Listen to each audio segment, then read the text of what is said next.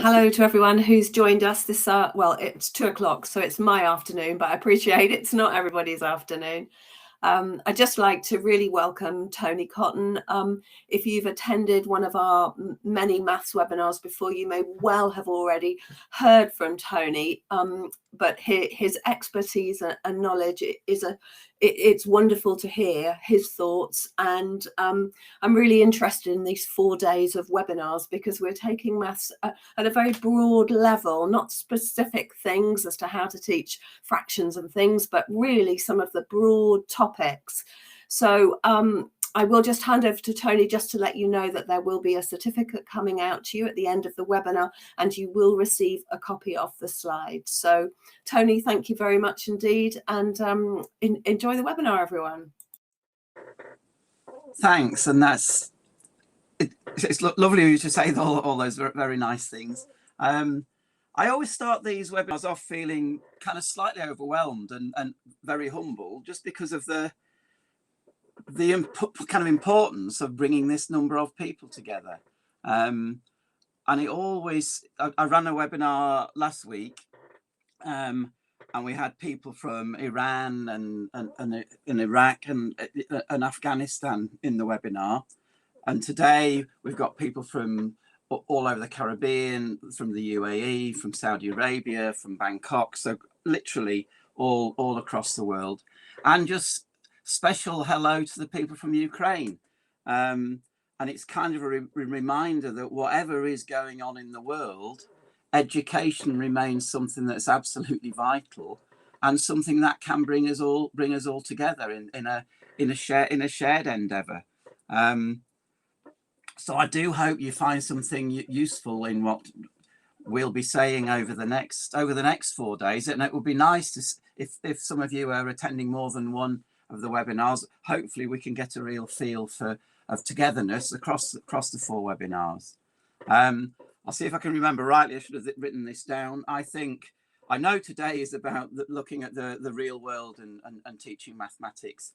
And maybe more than that, it's thinking about how we can become more mathematical in the real world, whatever form that real world takes for us, and how we can support our learners and our students to see the world in a mathematical way, and to be able to use mathematics to act on the world, to make decisions about what they're going to do in the world, to make the world kind of a safer and better place for all of us, wherever we happen to be. Tomorrow is around inclusion, and I'm running tomorrow with a colleague and friend called Andrew Jeffrey, and we're going to be looking at inclusion in general and kind of the philosophy behind inclusion, and then very practical ideas about how to support individuals who have particular learning needs at particular times. And that's one that I think me and Andrew are particularly interested in. I'm actually autistic, and Andrew has ADHD, so you get a little bit of a slant from those 2 points of view. Then Wednesday is about well-being and mathematics, and that's me again, and thinking about how we both look after our own well-being in through teaching and learning mathematics, and how we can support our students' sense of well-being in mathematics and through mathematics. And then Thursday, a colleague called Charlotte and Andrew again looking at teaching maths through stories. So in a sense, it's a really nice little course. I think it's a really useful course of 4 sessions that should really, I hope, give you something to think about. I'm glad you love maths, Charlene. So do I. And hi, Tetiana, another colleague from Ukraine. So lovely to have you with us. And our first person from Brazil. Hi, Elisa. So let's start thinking about the real world and teaching mathematics. And just a little bit about me to start with. I would be interested, again, feel free to be putting things in the chat all of the time. I'm getting quite good at looking at the chat whilst talking. I remember before my very first webinar, which will be about 3 years ago now, I asked my son's advice. Hi, Marcus in Bangkok. about what to do when you do webinars, because he's a politics lecturer, and he was giving me advice, and he said, whatever you do, don't look at the chat, because it'll put you off. And maybe parents are a bit like children. You know, children always rebel against their parents. Maybe I was rebelling against my son in wanting to try and run the chat alongside. It does give me a sense of actually talking to people. I feel like I'm talking directly to you, Elisa, in Brazil, and Maria in Chile, and Bengi in Turkey. So it feels that there's a sense of community, hopefully, by seeing you in the chat. So if you've been to any of the webinars that I've run before, just say yes in the chat, or which one you came to. So that, again, gives me a sense of who I'm talking to. And if you've been to any of my sessions before, some of this you might recognize. Most of it, I think, will be different. But you'll certainly recognize that phrase. Great, Charlene. That's good. I hope it'll be more than 4 after this one. So I teach mathematics. I enjoy teaching mathematics. I get excited by being in any sort of classroom, whether it be with 4-year-olds or 8-year-olds or 16-year-olds or 25-year-olds, or the whole range. I noticed this morning there's an organisation called the University of the Third Age in the UK, which is kind of a university for retired people. And I suddenly thought, oh, I know, I could run a maths session for these people. So I'm always looking for hi, Michelle, lovely to hear from you. Always looking for opportunities to teach mathematics. And one of the things, what you have there are images of the people who teach me most about the teaching of mathematics. The right-hand side is a classroom in Jaipur in India. That was my last trip before lockdown, and that's a school there, sitting with, I think they're about 9 years old, maybe 10 years old group of learners. And as often happens when I visit schools, you end up being given an impromptu lesson to teach, and I was very happy to do such a thing. And I've been lucky enough to teach in something like 25, 26 different countries. And I think what I learned from that is how common our aims are for education, how common our aims are for teaching mathematics, because that's what I do, and how common I suppose our challenges are, what we're interested in, and what we're interested in improving in terms of our own practice, and kind of my confidence that between us as teachers all around the world, we are creating a better place for all of our children to grow up in. There are hiccups, there are big difficulties, there are times of huge challenge for particular people in particular parts of the world, but hopefully through education we can ever so gradually move towards this better world for the sorts of people who are in the left hand picture. Those are 3 of my 4 grandchildren. There's been 2 grandchildren since I first started these webinars, so I'm going to start needing getting bigger slides. They all live in a place called Glossop near Manchester, and that's up in the hills near Manchester. And I think I'm very conscious now when I'm doing these sorts of talks of children like that all around the world. I can imagine children like that in Oman, in Jamaica, in Istanbul, in Hanoi, in Kiev. And children of that age are the same, aren't they, all around the world? And they deserve the same, and they deserve the same focus from us in terms of their mathematics. The second paragraph, second sentence, I believe our understanding of mathematics impacts on our understanding of the world. I've used before in these webinars, but I think it's worth repeating, the way that some of us were able to use our understanding of mathematics to negotiate our way through the COVID pandemic. And that was probably the biggest mathematical problem that all the countries around the world had to solve, and on the whole have solved it through the use of mathematics. And that was it. It's in the obvious way of developing vaccines and all of those sorts of tests, of developing policy and seeing if that policy did have an impact on infection rates, and measuring infection rates is mathematical. Hi Terry from Qatar, and hi Phong Pham from Vietnam. Thanks for joining us. But it's also through people using their own mathematics to think about decisions that they might need to make. And that's where mathematics starts to have something to say about, I suppose, about fairness in society. So I was running various workshops, online workshops for students and for their teachers. And one of the things I suggested was a mathematical model for the spread of infection. And it actually made its way into some textbooks that I've written for Belize, the BZ math books. This activity is in one of those books. Say you have a class of 35 students. You get all those students to come out to the front of the room, or take them all into a hall. You could even do it in an assembly with a large number of students. 100 would be perfect. All of those students have got a small piece of paper, wrapped up, screwed up little piece of paper. And you just give them one of those each, and they move around the room, and you ask them to stop and then pair up and all open up their pieces of paper. Now, these have been pre-prepared, so only one of them has got a cross on their piece of paper. And the other person in the room who's paired up with that person puts a cross on their piece of paper. They have become infected because they've met an infected person. And you repeat that. Of course, there are now 2 people with the infection, and repeat it for 4 or 5 rounds. And at the end of that, depending on the age of the students, you can ask them to predict, what do you think, how many people do you think now will have crosses on their piece of paper? How many people do you think will be infected?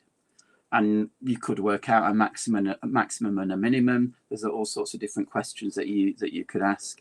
And then you open the pieces of paper and actually see how quickly that virus has spread. And that's quite powerful in terms of thinking how quickly viruses spread. But you can develop that. And you can start to say, okay, but what if we take some precautions? Let's imagine that washing our hands carefully reduces the chance of infection by half. So then you repeat the model, the experiment, and this time roll a dice, and you only catch the infection if it's an even number. So now you're bringing probability into the equation, into the lesson.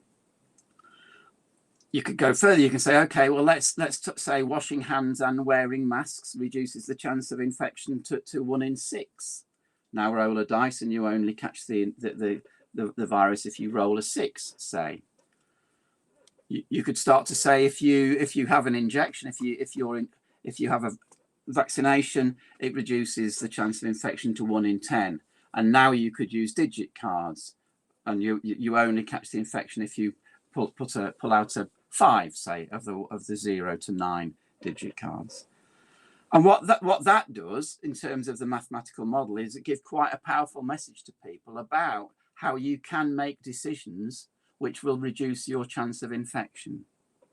So that's a way that mathematics is both used in the real world to find out data which tells us what's going on, and if there is an impact of people taking precautions, but also hopefully persuading individuals to take precautions, because that will reduce their chance of infection. So that's one example of how mathematics is both used in the real world and can be used in the classroom to help people make decisions about their real world. And the second one came to me while I was looking at that image on the left-hand side.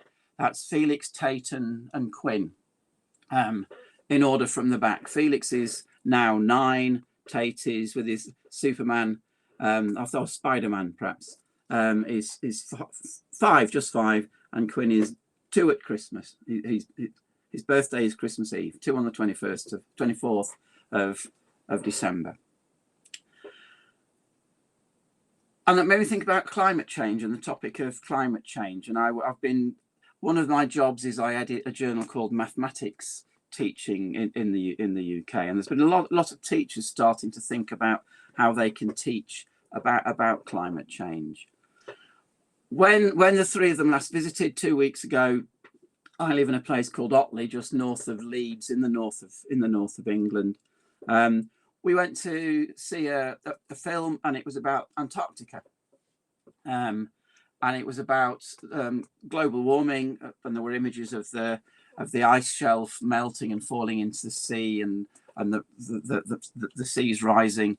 I haven't noticed anybody joining from Pakistan, but they're the latest country, aren't they, to be incredibly impacted by the changing climate and the changing the weather.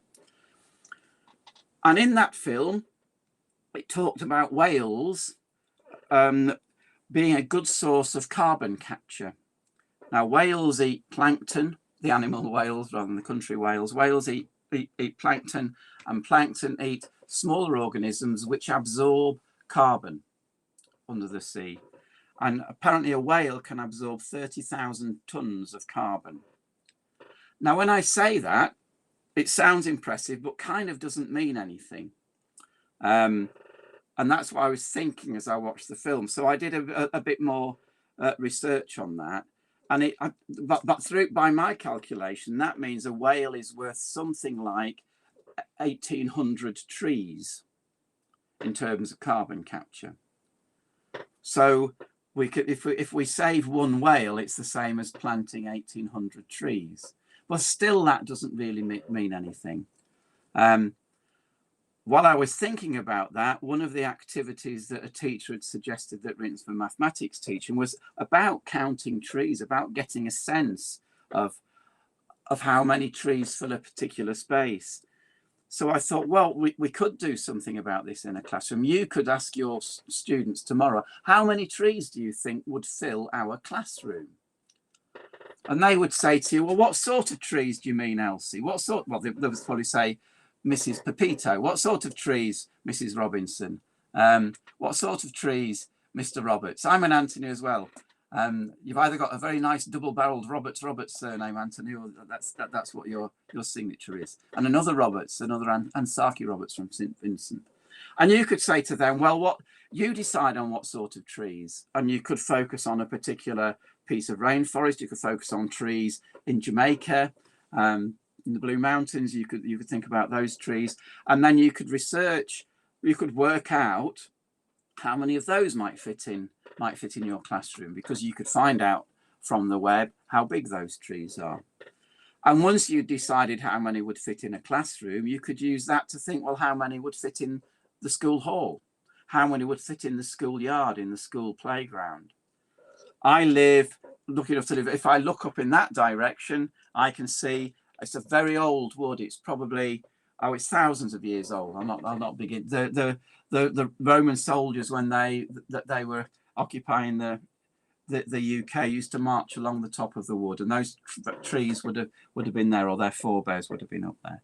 So in a school in Otley where I live, we could work out from that, we could get a map and think about how many trees would fill or on the Chevin, which is the hill, and then we could think about transporting that to the rainforest. So we're using scaling all of the time to think about it, and then we get a sense of how many whales is equivalent to the rainforest. But then we get a sense of actually being able to do something about climate change. So it's the same sort of example. What we're doing is we're doing mathematics, which allows us to make decisions about how we might act in the world, whilst modeling the mathematics that people are actually doing, that climate change scientists are actually doing, to try and fight climate change. So two quite important examples of the way that mathematics both allows us to make decisions, but is actually used in the real world. And so in that sense is really important. So whilst we're thinking about the real world, I'm talking about mathematics as if everybody knows what we might mean by mathematics.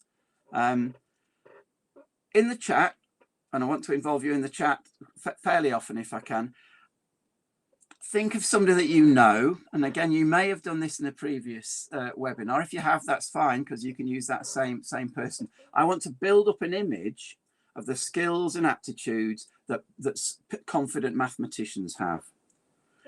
And we're going to do that by you thinking about somebody you know that is confident in mathematics, and write down, think of that as an actual person, and write in the chat the sorts of things that they do which lead you to think that they are confident in mathematics. And then I'll share with you somebody who I think is developing as a confident mathematician. Okay, so if you can start putting those things in the chat, and it gives me a chance to have a slurp of water. Welcome, Rena. Hi, Temi Topi. Whereabouts are you joining us from, Temi Tope?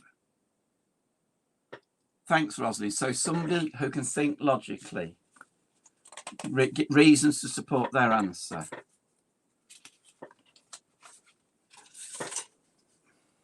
Quickly do mental maths.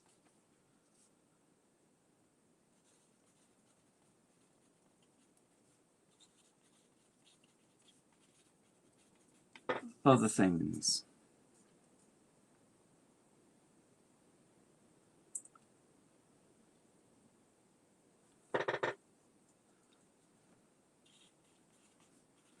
So for Melissa and Norda, I'm going to say something about practical and something about real world maths. And you kind of use it confidently. While you're writing, replying to Norda, who says, maths is a practical subject, we use it in our daily lives. The dressmaker uses it measuring along with the baker and the builder. One of the features that I've started using in mathematics teaching, the journal I talked about, is quite a long interview with people who might not see themselves as mathematicians, but use mathematics an awful lot in their job and in their day-to-day lives. And so far, I've talked to a sculptor who talked about how he wasn't very good at maths at school, but clearly somebody who's a skilled sculptor uses mathematics all the time. And a playwright who is using mathematics to create plays that they take into schools to allow children to develop things like logical and critical thinking. Strategic. Analyzes problems. Thanks, Cheryl. Other things. Oh, I've nudged that on with my hand. What does your sports teacher do, Julia, that shows you that they're a confident mathematician? Articulate patterns.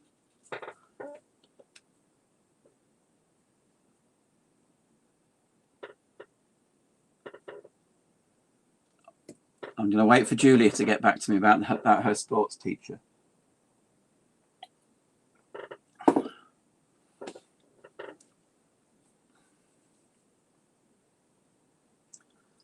While I do, I can remember once visiting a school, and I was meeting their head of mathematics. Okay. Yes, using statistics to improve teams' performance. There was it's a film and a book, isn't it, called Moneyball, which is all about using particular statistics. See patterns. And me and the head of maths spent some time in the entrance hall we were throwing a tennis racket to each other and spinning it to see what sort of parabola it formed as we span it, and if we could track a particular point on the tennis racket. Yeah, thanks. There's something about enthusiasm, isn't there? I think Eddie Wu used an example from one of my books about 3 weeks ago now. As quite exciting. And explain clearly.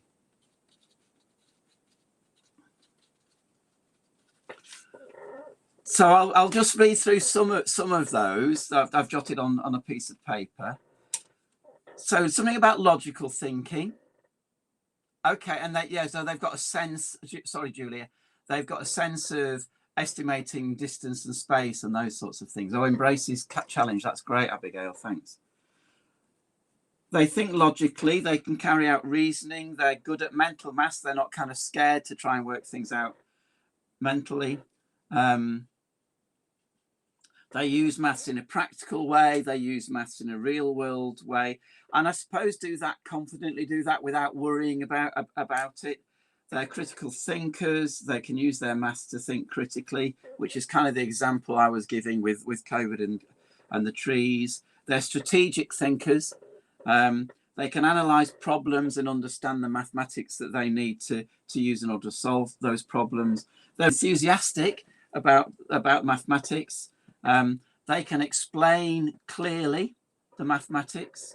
They see patterns and they can articulate the patterns that they're seeing, and they embrace challenge. Now, there was more in there, but isn't that a fantastic list? And I've said this before, but I'll carry on saying it. Wouldn't it be great if that list was on your classroom wall, or a similar list to that, and that what you could do and what the school could do is think, how am I teaching those skills? Because if I'm teaching those skills in my mathematics lessons, my students are much more likely to use their mathematics for solving problems in the real world, become confident mathematicians. And if we're confident about our mathematics, we will see the world in a mathematical way, because that's what we've become used to, seeing the world in a mathematical way.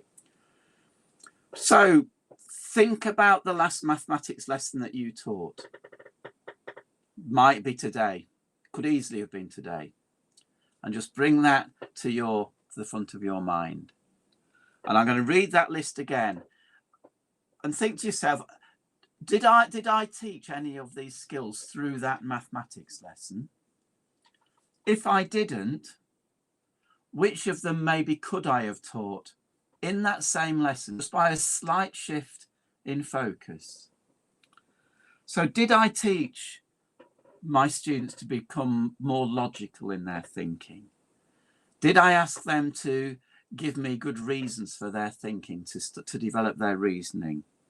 Did I ask them to use mental maths? Were they encouraged to use mental maths? Did I teach them how to use mental maths in a better way? Did I show them the practical uses of the mathematics I was teaching, or the real world applications of the maths I was teaching? Did they become more critical in terms of their thinking, or more strategic in terms of their thinking because of that lesson? Did I expect them to analyze problems? Was there an opportunity for them to be enthusiastic about what they were discovering? Was I enthusiastic in my delivery of the lesson, in what I was talking about? Did they see somebody who was enthusiastic about mathematics?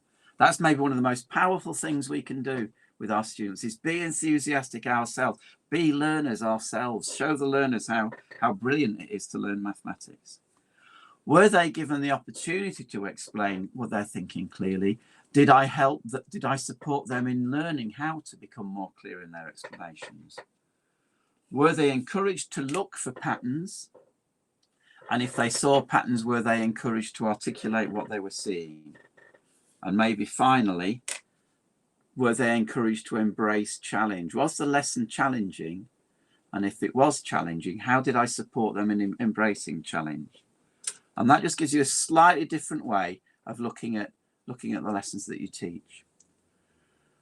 One of the other things that you will know about me, if you've been to my webinars previously, is that occasionally you will look, and it probably tells you there's 16 slides in the presentation, and we're halfway through and I've done 3. I tend to talk a lot about the slides at the beginning, and then we see where it takes us.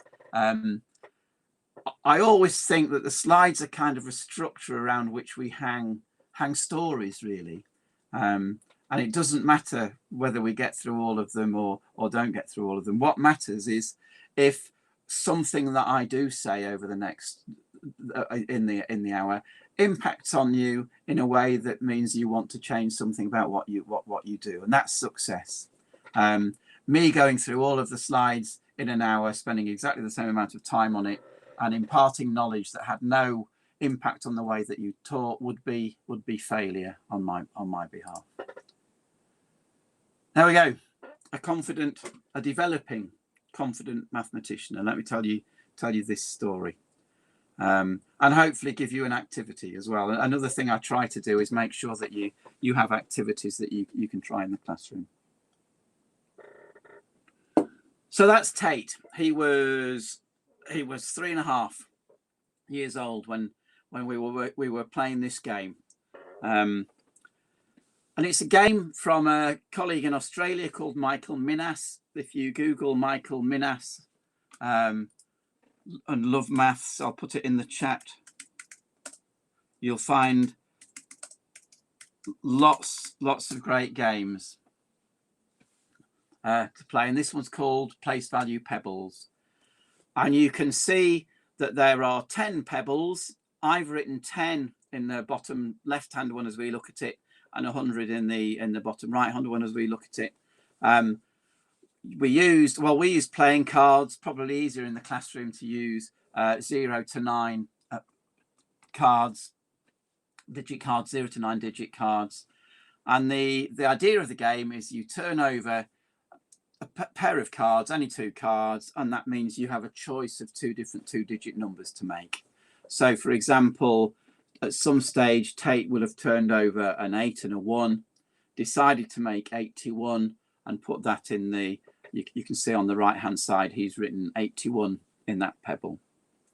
And what you repeat this 10 times, and what the aim is to make sure that your pebbles go in ascending order. He was using a 0 to 100 square, another useful representation of the number system, to help him work out the order of numbers and what comes before and what comes after.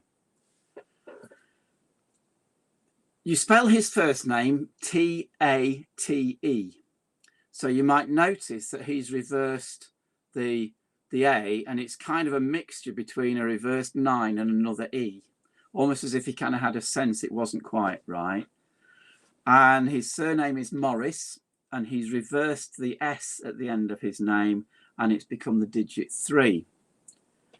You may also notice that in the pebble top right, just one down, that he's written 1-5 in the pebble. So he turned over a 1 and he turned over a 5, and he wrote that 1-5, but he said 51.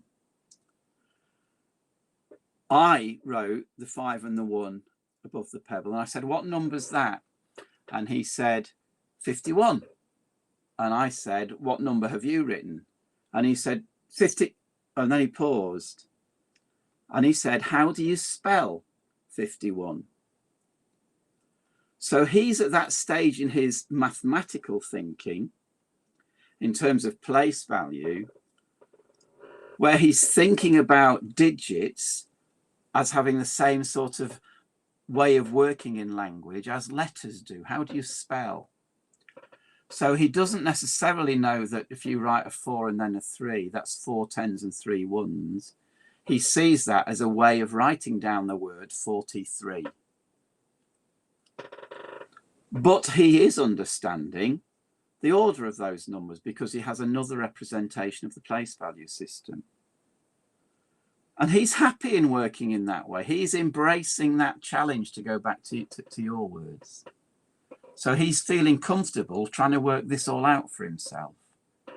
So the 3 that he's used to spell Tate Morris kind of has the same value as a S, as an S. And he will develop his understanding of place value. Alongside that, he asked me the question whilst we were doing this. He said, how old are you, Grandad? And I said, I'm 62. And he said, is that a big number? And we looked at the 100 square, and I said, it's quite a big number. You know, it's towards the end of the 100 square. And he said, okay, he seemed happy with that. And then he said, how old was Grandad Bill when he died? And I said, he was 89. And he said, that's a big number, isn't it? Because we could find it. So he's already at the age of 4.5, using his developing understanding of maths to ask quite big questions about the real world. How old are people when they die? Is that a big number? Is that old? The next morning, he's making pancakes with his dad. His dad's a chef, uses lots of maths in the real world. We'll come back to that in a moment or two. They were making pancakes, and he needed 120 grams of flour, and they're using some digital weighing scales. Pouring the flour in, and Ben, his dad, is asking Tate to count out each time he stops, and count Tate's 72, 83, 92, and then he stopped again. He said, "What number's that, Daddy?" And Ben said, "It's 106. And Tate turned to me and he said, "Grandad, there's numbers bigger than 100. So again, through the real world this time, he is developing his understanding of things like counting. He's starting to see. And since then, well, and before then, actually, he notices numbers all around the place. And he even knows that we use numbers for different things. So when we see a 3, 4, 9 on the front of a bus, it doesn't necessarily mean it's the 349th bus. It just means that particular number refers to a destination. Whereas numbers along a road, house numbers, do mean there's a particular number of houses before that. So from very young, children are using their mathematics to make sense of the world. We don't have to teach them that there's a link between mathematics and the real world. They understand that. Hi, Adira. Welcome. Where are you joining us from, Adira? And maybe one of our jobs as teachers is not to separate maths from the real world once children start school. Is that we don't give them the signal that mathematics is no longer about the real world, or that school mathematics is somehow different from the real world.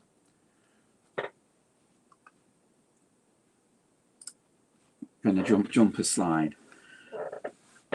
So that's one of my senses of what mathematics is. That's a phrase that I put together for some writing I was doing for a previous book. It was an early years book, and I was trying to look at how different countries termed mathematics.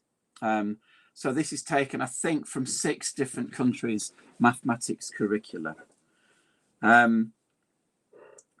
So this is what I think mathematics is. This will be on my classroom wall if I had a classroom. We use mathematics to explore and explain the worlds we live in. 2 functions for mathematics. It allows us to explore the world, and it allows us to explain the world, explain things clearly. And we have different worlds. We have social worlds that we operate in, we have political worlds that we operate in, and we have creative worlds that we operate in. And we apply mathematics to all of those different worlds. And I'll talk a bit about this idea of imagined real world later on. Mathematics is about relationships, and it can be about numbers, but it's also about shapes, and it's also about measures, and it's about how all of those things relate together.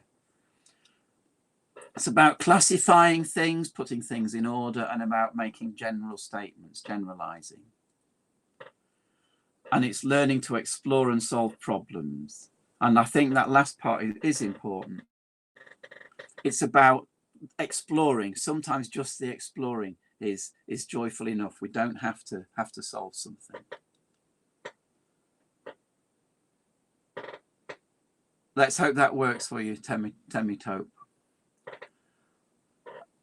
And again, I'm going to jump a slide so I can talk about the imagined real worlds, if you like. And these imagined worlds can often be as real to particularly young children, as actual real worlds. That they get very engaged, don't they, in imaginative play and in thoughtful play. And there's mathematics in that. There's mathematics in that thoughtful play. So this is from a site called UCubed from Harvard University, and this is something that I was using in lockdown. I was doing a lot of teaching to students from Felix's school in lockdown, and they all ended up joining me with their parents. It's usually about 11 o'clock in a morning that the class gradually built. And the task started off, and it's one of those kind of real world problems, but it's not really a real world thing. I think we quite often invent real worlds, don't we? And the task was to create a parade of 20 animals. Maybe you just spend 2 minutes. Can somebody tell me what their parade of animals would be that had 20 legs? So just put me some answers in the chat. I want a parade of animals with 20 legs. It is Joe Bowler, Elisa. Yeah. Sorry, Stanford rather than Harvard. Yeah. And all those materials are free. So it's a great site to go on. Do you use it? So type in for me. Great. A parade with 20 legs.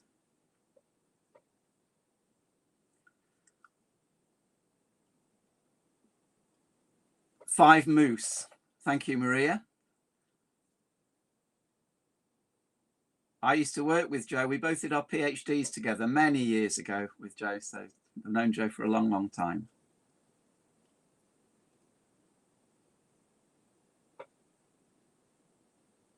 You can have different animals.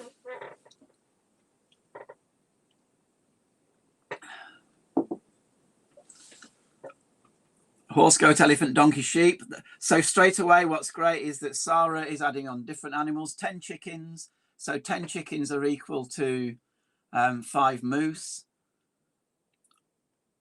Unless the cats have only got 2 legs, I reckon that's 40 legs from Michelle's, but we could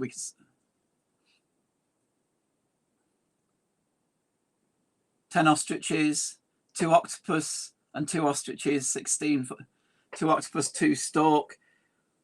So we're starting to become a bit more complex. And actually what we're doing, Atik and D. Douglas, we're starting to think about algebra, aren't we? Because what we're starting to do, and these kids were aged, I think 6 when I was doing this, we're starting to think about yeah, 5 cats. Thanks, Michelle. I said it wrong as well, didn't I? We're starting to think how we might represent that. So 4D plus 1C equals 5C, for example. 2O plus 2S equals 5C. There's any number of ways we can start recording that. And we're starting to think about number bonds. Because of the clever way that this is set up, we've got a snail that equals 0, which I quite like. What Felix and his friends started to do was invent new animals. So that they had an octomoose, which had 12 legs, and an octostrich, which had 10 legs. So at one point, Felix said, 2 octostrich. And off we went in a different direction, because the kids were taking control of what was going on. So they were becoming enthusiastic about what was happening. They were able to explain clearly what they were doing, because I was like, what's an octomoose? And they had to start to explain that. They were certainly seeing patterns and articulating patterns. I think they were embracing challenge. I think they were being encouraged to use mental maths. They were certainly being logical. So within that fairly straightforward activity, they were able to use mathematics in their imagined real world to solve problems. I think it is, Maria, isn't it? And not complicated, and good fun. And so much better at thinking about number bonds than just saying, can you write down how many different ways all the number pairs to 20? And you know as well as I do that if we do that, quite often, lot of students will do is write 1, 2, 3, 4, 5, 6, 7, 8, 9, 10, 9, 8, 7, 6, 5, 4, 3, 2, 1 down one side of the page, plus, all the way down the other side of the stage, and then page, and then 19, 18, 17, 16, because they've kind of seen the pattern, and they're just reproducing what they've seen rather than thinking about it. And this version of the real world allows them to think about it. Somebody mentioned dressmaking, cooking, building, creating, and all of those things having mathematics in them. And we can use all of those examples in the classroom. And what that does is make a direct link between school mathematics and real mathematics that takes place in the home. And there's Felix making, he's actually making some jerk chicken. One of the other projects that we did in lockdown was thinking about a country that you might want to visit and doing research about that country. This was with all of his friends, and he researched what the currency was and the exchange rate, how far away it was, how long it would take to get there, how much different things cost in Jamaica compared to the UK, and cooking foods that he saw from Jamaica. And of course, there's an enormous amount of mathematics in cooking food, and it starts to give you a sense of measure. And I think one of the most important uses of measure, reasons to teach measure, is that we understand how measure operates in the real world. And I'll show you an example later on of what this kind of looks like in terms of an activity in Max Maths. Some more examples of everyday experiences. 3D shape, making 3D shape, and 2 examples there of shape. One of the things that I've been lucky enough to do over the last 4 years is work on a series of books for Belize called BZ Math, and it's lovely to have so many of you from Belize here. And I don't know, some of you might have been, hi Kerry in Jamaica, some of you might have been in a very early webinar I did when we were talking about teaching and learning shape. And I said, you need to send me some photographs of shape in your environment so we can think about the sorts of shapes that we can see. And wherever you are sitting, wherever you are in the world, you will be surrounded by shapes. So I'm trying to see what you can see in the back. You can see the beginnings of a cone. We're doing some building at the moment where my mother-in-law's moving into our house, which is why I've got a broken lamp in my room. Lots of cuboids on the bookshelves. You might be able to see a mug over there, which is cylindrical. We can just look around and see shapes all around us. And one of the things I often ask students to do is go for a walk, draw or take photographs of all the shapes that you can see, write about their properties, write down the names of the ones that you know, but always find me shapes you don't know the name of. And we can find out between us what those shapes are called, or we can think of ways of describing those shapes. Maybe that's about embracing challenge, but it's certainly about using maths in the real world. And it's certainly about thinking about patterns. Thinking about properties of shapes is actually noticing patterns, isn't it? And at the top left is a series of images of some shapes that Felix made using some magnetic shapes that you can join together to make 3D shapes. And we had quite a long conversation about the properties of these shapes, not initiated by me, initiated by Felix. He said the cube is somebody's house. So you can see a cube, there's a red square on top at the kind of very top of those shapes. And then next to it, he said, and there's another cube, the yellow cube. And then he stopped and said, it's not a cube, it's too long. So we could start to talk about the difference between that as a cuboid and a cube. And I even talked about a cube being a special form of a cuboid and what's the same and what's different. And we could talk about what's the same and what's different of the other shapes. And because we'd used the real mathematical language from when he was small, he knows what those shapes are. So that's the other thing about mathematics in the real world, is always be real about the names that you give things. Don't be scared about using complicated names for things that are mathematical. Always use the correct mathematical vocabulary. Model the correct mathematical vocabulary all the time, because then your students will be able to describe the maths they're seeing in their real world. On the bottom right hand side, Tate, who you met earlier, was much younger. I think he was probably about 3 years old, and we were on a train. That's a train seat, and he took his croc off, or what he was calling crocs, and he said, "There's threes everywhere." So he's noticing the three kind of holes at the side that you can see. There are 3 lines on the top of the croc. You can perhaps see 3 little red buttons in a design. So he's seeing threes in all sorts of different ways.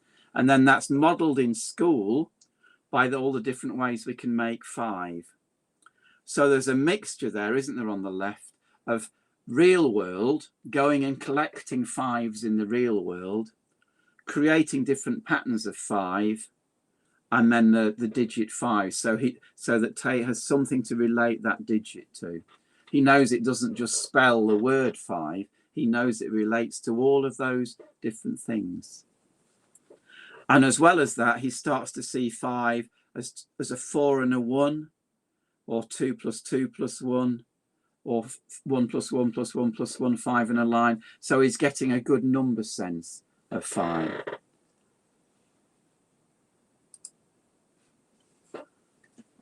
Next time you are out, just look round for patterns.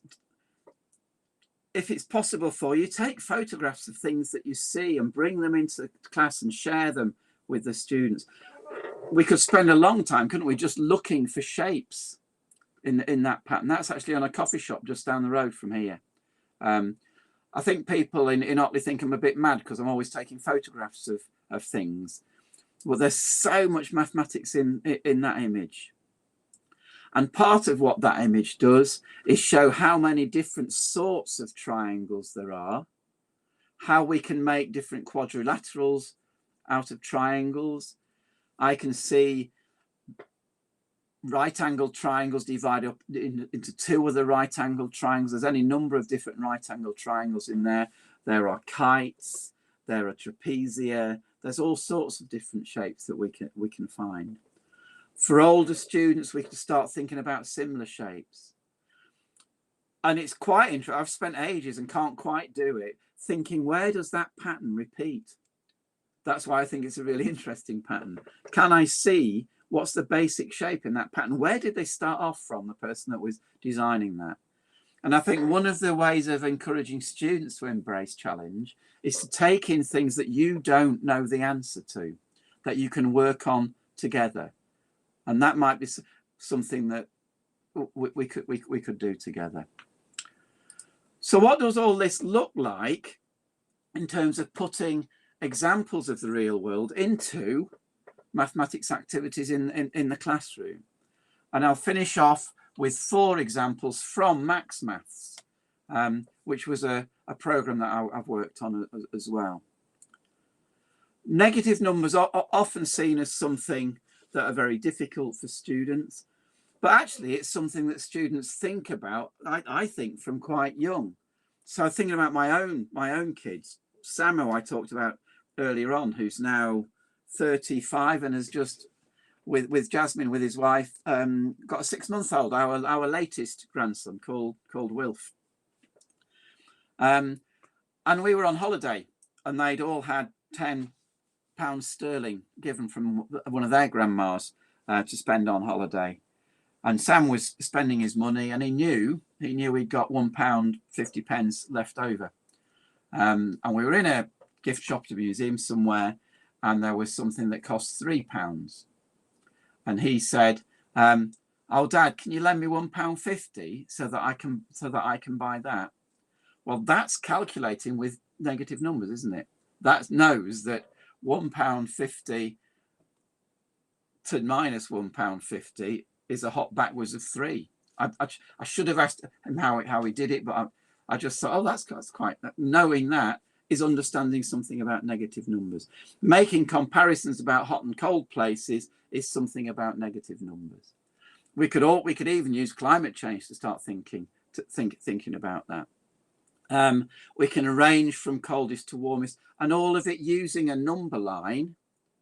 And if you think about it, a thermometer is actually a number line. So that gets us used to thinking about moving up and down a number line past 0. And that's the introduction to negative numbers, because we will already taught our learners how to use a number line to add and subtract. So suddenly all we've done is extended the number line. The rules for adding and subtracting haven't changed. We can still do that. Measurement. And I always say, and I'll say often, that the way you learn to measure is by measuring things. And a way I will start measurement is by asking for things that people know the length of. Well, we've not got time to do that now, but you will all in your head have an understanding of some measures. Because I'm English, I know that that's a pint. I have a good sense of what a pint is. I've less of a sense of what a litre looks like. I know what 330 mils looks like because that's a can. So we have a sense of measures. I know that 2 meters is about the height of a door. So I'm able to use these things to help me estimate, which is why rather than it just being lines to measure in Max Maths, it's actually objects to measure with a ruler. And part of what there's a follow on to this activity in a workbook, which is finding things around the home to measure. So a way to teach measurement, length, weight, capacity is to make sure that students are using real things and starting to understand what those measurements are. Otherwise, there is that separation between real world measuring and classroom measuring when all you do is measure lines and nobody quite knows why you're measuring a line. Thinking about area and ways of calculating area. Again, use things that we know. What's the area of a textbook? What's the area of your desk?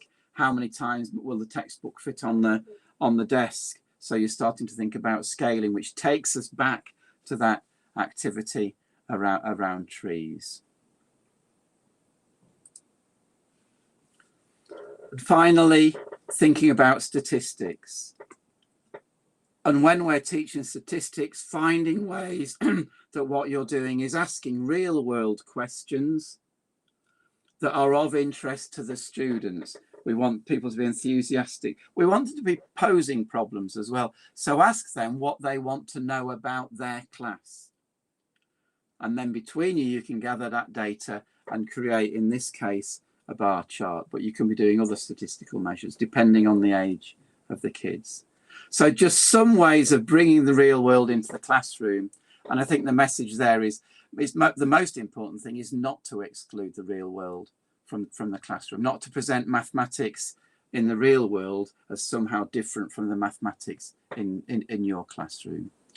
And I think the last thing, and then we'll just have a few minutes for questions, is that idea that you can both use mathematics to act in the real world and to understand the real world, and that you can teach kids to be able to do that.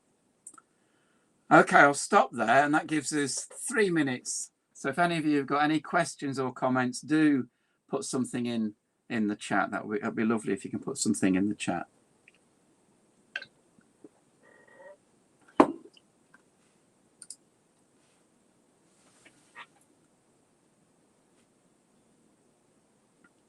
Tony, I was thinking that making maths part of the real world, it's a great introduction, isn't it? Rather than a textbook that starts you straight away with numbers. Yes. Having conversations around maths is really, like you said, I think that's so important. It's making it normal. It's not something that's an abstract concept. Yeah. That's one of the reasons why that opening spread in Max Maths is always a real world example. So it gives you an understanding of what the learners are bringing. I was running it was a part of another webinar the other week, and somebody said, don't students always need some prior knowledge before they can work on some mathematics? And I said, well, everybody. So Tate has prior knowledge, age 3. Quinn is 18 months old now, and he's not speaking, but he's mimicking the kind of rhythm that his brothers make when they count. So he's beginning to learn about counting just by, so at 18 months he's got prior knowledge. And drawing on the real world allows us to find out what that prior knowledge is, because we know what intuitively the kids can do. Yeah, definitely. I think that's what Maria's sending. Yes. Do you want to say how you get attendance certificates? Yeah, the certificates will come out to you at the end of this session. Everybody that's signed up, or everybody that's attended. That's great. Yeah. Thanks. Thank you. Yeah. Just thank you, Tony, as ever. So thoughtful. I love Tate's realization that numbers went higher than 100.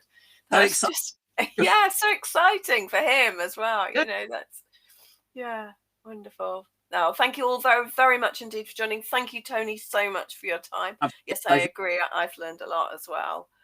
Do join us tomorrow if you can, when we will be looking at how maths is explored through different people and different backgrounds. And as Tony said earlier on today, being autistic or having ADHD or any things that, you know, are you might find have presented challenges in the classroom. I know it will be a brilliant webinar with both Tony Cotton and Andrew Jeffrey. So do join us tomorrow, and the certificates will be coming out to you, and we will be sending you out an opportunity to watch this video again, most definitely. Thanks very much, everybody. Thanks very much. Thanks a lot. See you tomorrow. Bye-bye. Bye.